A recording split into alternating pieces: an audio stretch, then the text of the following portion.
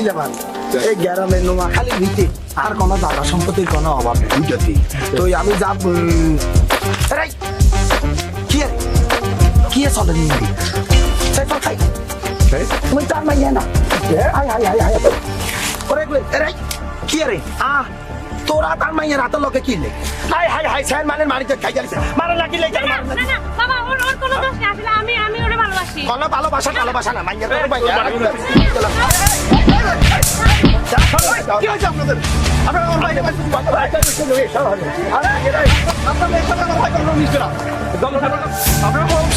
যার কারণে আমাদের সাথে এরকম করতেছেন না ঠিক আছে অসুবিধা নাই আমার ভাই আপনার মেয়ের সাথে আর মিশবে না চল বাড়ি চল চল বাড়ি চল আমি ওরে ছাড়া বাঁচবো না তোর বাসাবাসি আর মানিক যত তোর বাসাবাসি বেশি আমি ওরে ভালোবাসি ওর কথা বলিয়ে না চল না তার মতো চল একদম চলো ছাড়ো তুমি আমার ছাড়ো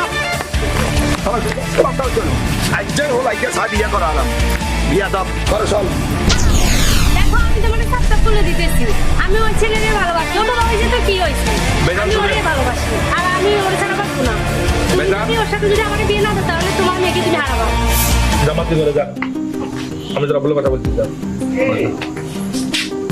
ভাইজান শুনেন মানে একমাত্র মেয়ে আমরা টাকা পয়সার কোনো অভাব নাই ঠিক আছে মেয়েটা যেহেতু ছেলেটা ভালোবাসে চলেন আমরা বসে ওদের ফ্যামিলির কথাবার্তা বলে আমরা ওদের দুজনকে মিলিয়ে দিই হলা যাবো বানা মোবাইল মেয়েটা ছেলেটা ভালোবাসে মেয়েটা সুখী হলে আমাদের সুখ আচ্ছা আমার হিজার ভাই মাইন মানে চল আমরা দুজন যাই যামু কথা বলুন বসে আচ্ছা যাও এসে আদা করবা একজন মাইয়ের স্যার